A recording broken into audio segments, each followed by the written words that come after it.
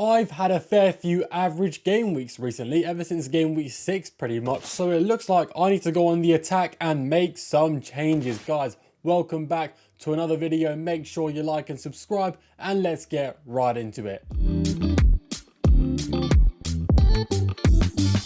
So with the results, I was Drew a green arrow. My striker who I just transferred in got 2 penalties. It's a pity he scored one and missed the other, because that's a 13 pointer turned into a 4 pointer from a fairly low owned player, which is quite disappointing.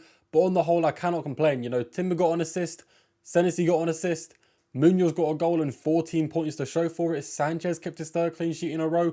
So the defenders sort of pulled their weight in some sense, even though technically their scores are kind of low. All of them aside from Munoz, obviously. And my double Man United attack completely mugged me off, alright, against 10 men Everton for nearly 80 minutes, and they both do nothing. In fact, the entirety of the Manchester United team did absolutely nothing. They robbed me of an absolute monster haul because they're selfish. They don't care about my FPL team. They didn't care about winning at all. So yeah, a few ups and downs here, but the red arrow was very small, very small. We went from 40k to 43k, basically no change whatsoever, pretty much a grey arrow.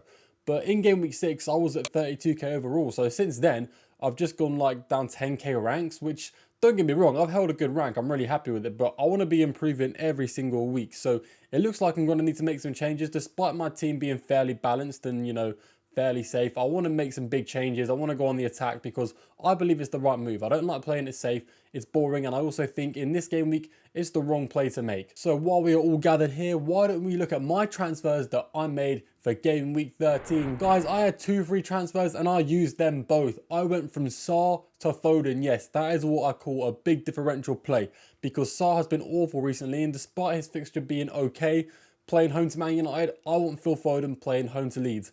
The underlying data is better, the long-term fixture run is better, so it's really a no-brainer because I can afford it. I've got plenty of money in the bank, and even though Phil Foden's not been great this season, we all know how good he can be, and I think his data is actually pretty good. In terms of Man City forwards, aside from Haaland, Foden has the most expected goal involvement, so he is the best one to go for, and he doesn't look like or appear to be a rotation risk, which is really promising for these very good fixtures coming up. My only issue with this move is that Sarr could easily come back in on form and get some good points in the next few game weeks.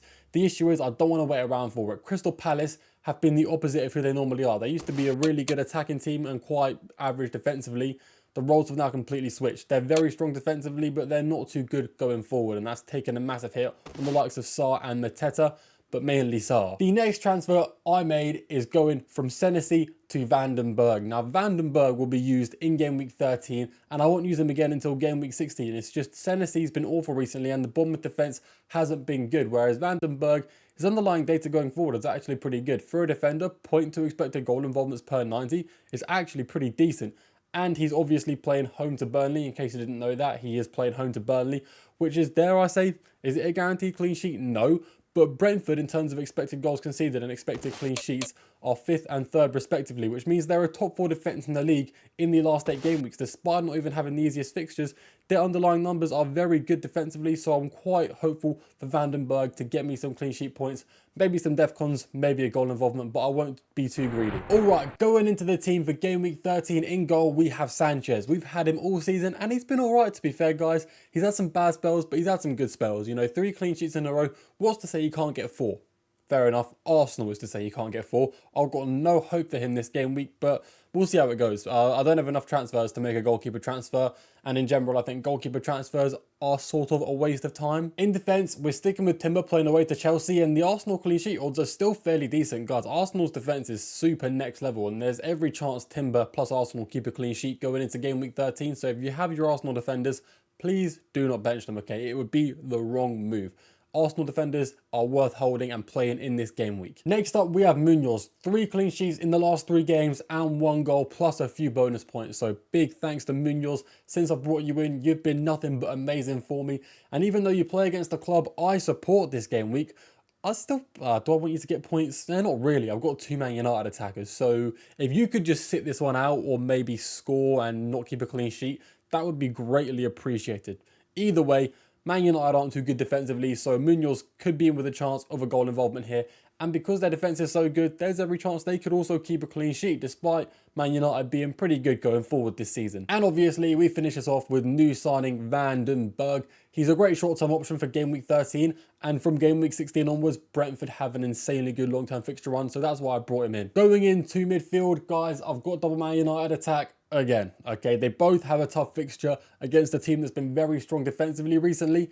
The issue is they have two really good fixtures after this one. It would be an absolute waste to sell them now. It would be like the, the picture where the guy's digging for diamonds and he gives up at the last second when he really shouldn't. That's why I'm trying to bring this message across to you guys. Well, double Man United attack this game week isn't good, and they absolutely blundered for me last game week. I think in the next few game weeks, I could massively benefit from owning Bruno and Mbeumo until Mbeumo goes off to AFCON. Bruno has been annoying recently. He's been very close to DEFCONs in almost every game, getting 10 or 11 DEFCONs, just not hitting 12, and his underlying data has actually been pretty good. He's had a couple big chances that he should have scored and hasn't, one of them being against Everton last game week, so hopefully he can change his form around. Looking at Mbeumo, his underlying data is also alright. He's been overperforming the expected goals, so a blank was sort of overdue, but he's been unlucky with the assists. I think he deserves a few more this season, and his teammates have not been finishing his chances. So hopefully Crystal Palace's clean sheet run ends in game week 13, and my two Man United players are at the centre of their downfall.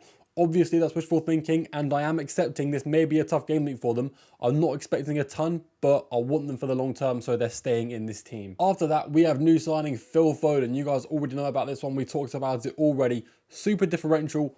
Really hopeful for him to do well. He's not been doing great for pretty much the entire season, but the underlying data is there and the fixture run is there. So we are backing Phil Foden going into game week 13 for the long term. Then we have Semenyo, who was pictured in training just the other day, so I'm quite hopeful for him to start. If he started training a good few days before the next game week, I'm very confident he's going to be playing and he's going to be in that starting 11.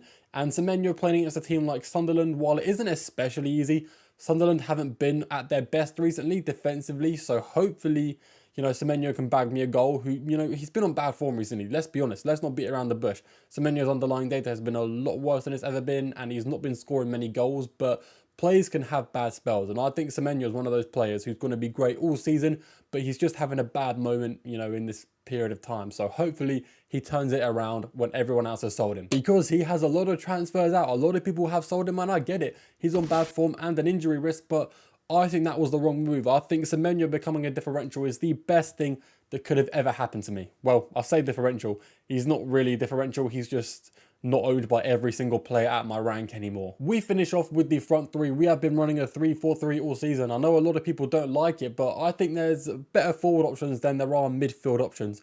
We obviously have Haaland, and he's obviously our captain. We do not have the triple captainship available. We used it in that Burnley game where we got, to be honest, very lucky. 2 last-minute goals from Haaland. If you guys triple captain Haaland for that game week, you'll remember it very clearly, because going into the 90th minute, he was on a 5-pointer. Then, by the full-time whistle, he turned it to a 16-pointer. So yeah, this one's a no-brainer. We then have Mateta, who's been on bad form. Like I said, Crystal Palace haven't been great going forward recently, and Mateta was an early sub last game week, but I'm still quite hopeful for Mateta. Like I said, Manchester United are not the strongest team defensively this season, and they make a lot of mistakes. Strikers do tend to have a good game against Man United because they make a lot of mistakes in the centre of their box, and the striker's always there to pick it up. So Mateta is still a great option for this game week, and I think he's worth holding up until you get the free transfers in AFCON. I know a lot of you have Mateta and you're thinking what to do.